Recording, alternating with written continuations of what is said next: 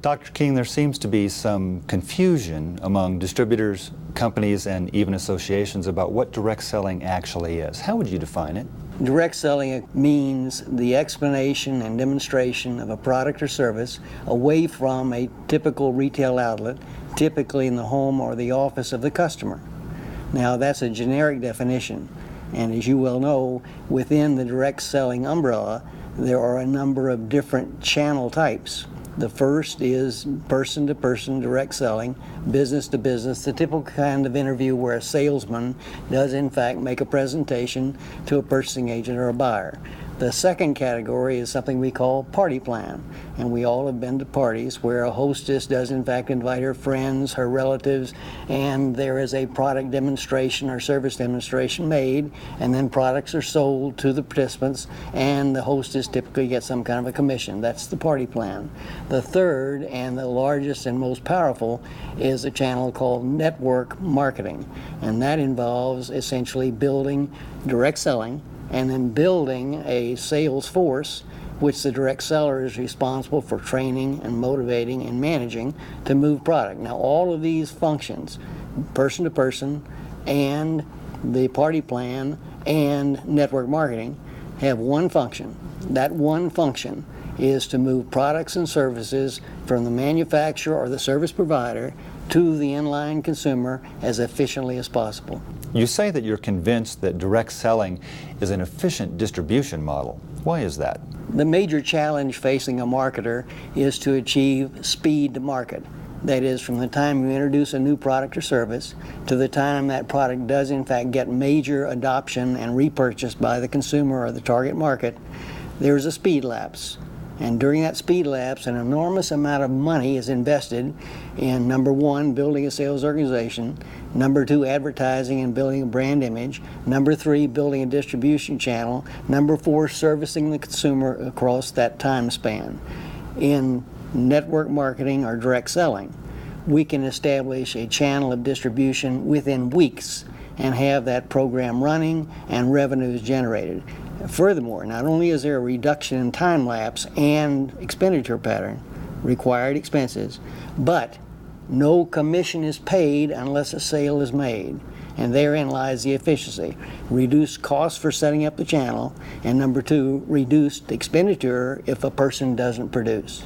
One of the attractions, of course, is money. Realistically speaking, how much can one expect to make in direct sales? My research suggests that if someone wants to do part-time direct selling, and roughly 80% of the people are part-timers doing under 30 hours a week. If you want to have a part-time job, it is not difficult to make $200 to $300 a month in retail sales. I'm merely selling you the product or service that I represent on a part-time basis. Now, if you want to, and if you aspire to a larger income, then you're going to have to spend more time. And the big issue in direct selling is, number one, how much time you're willing to commit, and number two, how much investment you're willing to make in sales aids and personal training and sampling product to would-be buyers. So once you define the amount of time you can spend and the amount of money that you're prepared to invest, that's the formula for success. Now, I know, and I teach my students and my consulting clients, that if you want to make several $1,000s a month, you can do that moving slightly more advanced from part-time to 20 or 30 or 40 hours a week at dedicated time. You can make several $1,000s a month. And I have known people in our seminar programs who are making $100,000 a month. I have had people in the audience who make $300,000 a month. That's not figmentation, that's not hearsay. Those are factual documents that I have seen. And across the industry, about 3 to 4 to 5% of the people are making double-digit incomes per month. So the money is there if you dedicate time and resources to make it. In your book, you wrote about the cliche of direct selling coming of age. Is it? Absolutely. The industry is continuing to evolve. It's evolving around technology, it's evolving around new products and services being offered, it's evolving around international expansion, it's revolving around traditional business developing network marketing subgroups direct selling subgroups, alternative channels of distribution. The whole direct selling industry is in a state of continuous change. And now we've added new technology, namely the internet and websites and all of that communication technology that gives us an additional power base. Now, people frequently ask me, is the internet going to replace direct selling or network marketing or party plans? And I say absolutely not. The role of the internet in this whole process is one of information transmission. You can produce more information detail and deliver it more efficiently through the internet than any other form of communication. But the internet will never close a sale. It's that person-to-person exchange, which comes through direct selling, word-of-mouth communication, that gives power to information.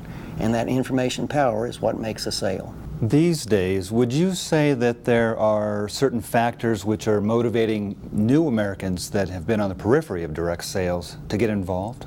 Mike, I think that's a fantastic question that opens a whole box about cultural and social change. In the past 15 years, I think Americans have realized they've lost control of their destiny.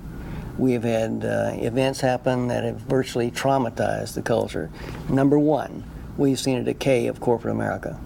And the decay of corporate America has meant the downsizing of employees. Middle management has almost been erased. We've seen the growth of entrepreneurial operations. We've seen a certain uncertainty in the financial market. Now, backing that up, corporate America has fallen, and we're seeing more and more of those fringe benefits that we used to yearn for 30 years ago. Those fringe benefit packages are being erased. They're being eliminated. We're seeing pension plans that have no pension funding. We are seeing the auto industry virtually bankrupt by their inability to fund healthcare programs. We're seeing a complete undermining of the traditional structure and security that we always dreamed about in American capitalism. On the other hand, as we look at that, we're seeing fewer and fewer opportunities. More and more people are wanting to take control of their lives because we're suddenly realizing that we don't have control. We don't have confidence. No one expected 9/11, the most powerful country in the world, being attacked by some thugs. No one even forecast that. And look at Katrina, the most powerful nation in the world, suddenly hit by a Category 5 hurricane, and we lose half the Gulf Coast. What about that instability? And we don't know when the next terrorist attack is going to occur. We're trying to seize our lives and take control as much as we can. We can't depend on the government, that's obvious. We can't depend on defense strategies in Iraq. We can't depend on anything except our own capability for protecting and supporting ourselves. So we're seeing more and more emphasis on entrepreneurial businesses, home-based businesses, starting your own business for your own purposes, where you can control your financial destiny and you can control your time freedom. And I attribute that to the whole cultural revolution that we're seeing. Take charge of your life. We're seeing more and more traditional professions suddenly becoming less appealing. The medical profession, because of Medicare and government control, is somehow becoming far less attractive to physicians, chiropractors, dentists, etc. So we're seeing a whole wave of the highest level professions in this country suddenly looking at entrepreneurism from a direct selling perspective. More and more of these people are moving into direct selling, part-time or full-time basis. Additionally, as we look at that, we're seeing CEOs, we're seeing middle managers who have been displaced or in fact are looking for alternative income streams joining the direct selling community. Now, against that backdrop, more and more print media, more and more broadcast media, more and more direct marketing media are dealing very positively with direct selling. Additionally, we now have formal institutions teaching how to do network marketing, for example. At the University of Illinois in Chicago, we founded the first UIC certificate seminar in network marketing to teach network marketing at the college level. We teach it in our undergraduate programs, we teach it in our graduate programs, and we have a specific seminar for the purpose of teaching practitioners like the people in this organization, the Direct Selling Women's Alliance. Number one, I think we're going to see an increase in the drive that's underlying all of direct selling today. This increase in the goal being to control your environment, to in fact dictate your future, to protect yourself against uncertainty that is inherent in our culture during this rapid period of change. So the drive for self-dependence, self-control is going to increase, which means we're going to have more and more people investigating direct selling because of its entrepreneurial platform. Number two, in the international market, we're going to see more and more people, the 3 billion people out there in India and China and Latin America and Russia. When we look at all these countries and regions looking for growth, that growth is going to continue to accelerate. Number three, we're going to have more and more of traditional corporate America looking at direct selling, looking at combined channels of distribution, integrating traditional direct selling with telemarketing, with network marketing, with party plan. We're going to see conglomerates of distribution channels using various elements of the direct selling process.